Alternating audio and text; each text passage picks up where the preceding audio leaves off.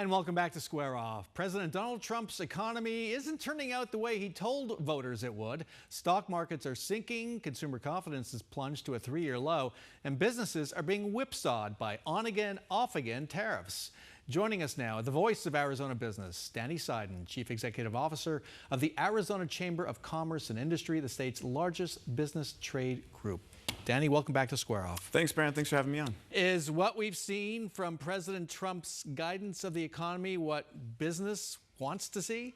There's highs and lows what's happening right now. You've seen a lot of big news for Arizona in the past week or so. We had a $100 billion investment coming in from TSMC that's worth 40,000 construction jobs, tens of thousands advanced manufacturing jobs. So that's the good news. But you're right, the tariffs are challenging because businesses prefer predictability and reliability. And the fact that the tariffs continue to change, what we're waiting to see is what is the long-term plan here. We know these are being used for a lot of negotiation, but we need to know long-term what it's going to look like so we can do our price planning, understand where the costs will come from, build our supply chains correctly. What are businesses telling you about the impact right now on them, their costs, and their customers? It's freezing some things up because a lot of businesses were operating under the USMCA, which is a prior trade deal negotiated by President Trump in his first term that allowed us to operate within Mexico and Canada with an understanding of what the tariffs would be for different products, and you kind of build your business model around that. That's kind of being backed away from right now, so there's a lot of uncertainty, which can freeze up some investment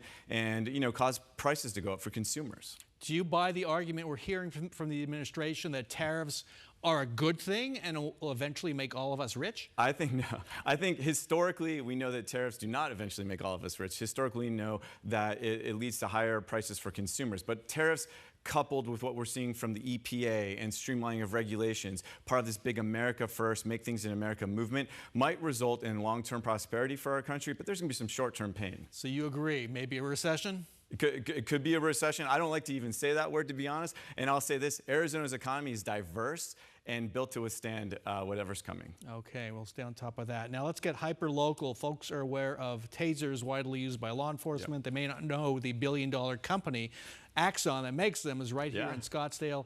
Axon wants to expand. It's been stymied in Scottsdale. There could be a vote in 2026 by residents who don't like putting that headquarters up in Scottsdale.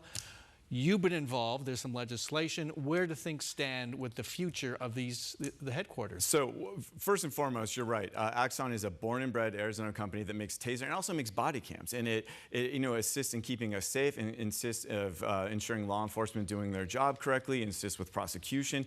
Great Arizona story, great Arizona company. And what has happened to them is wrong. What has happened to them, it's not this organic movement of residents rising up and saying, we don't want a headquarters here. What Axon wanted to do was to build a new global headquarters and also have an allotment for housing, because heaven forbid your workers should be able to live in the same city in which they work. And that was the model from Axon. And we saw an out-of-state union come in, try and extort Axon into an agreement they didn't go for. Then they pushed this referendum. And that's what we're seeing. I think there's an elegant solution coming from our legislature, and I think we'll figure this out. Make some news. What is that elegant solution? Because it appears the legislation is dead. The legislation you're referring to had a retroactivity clause to undo this referendum. I believe there's a way that when a company comes in, puts a global headquarters here, Bram, because the first thing shows like you're saying is like, do we have the housing for this? Well, you know what? If you give people who are willing to put that kind of investment, bring thousands of jobs, and with Axon, we're talking, by the way, about 5,100 jobs for our entire state. If they come in here and you give them a housing allotment as part of that deal, I think we can restructure our zoning laws to allow for that.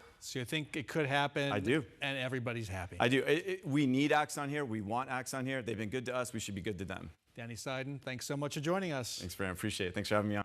That's our show for this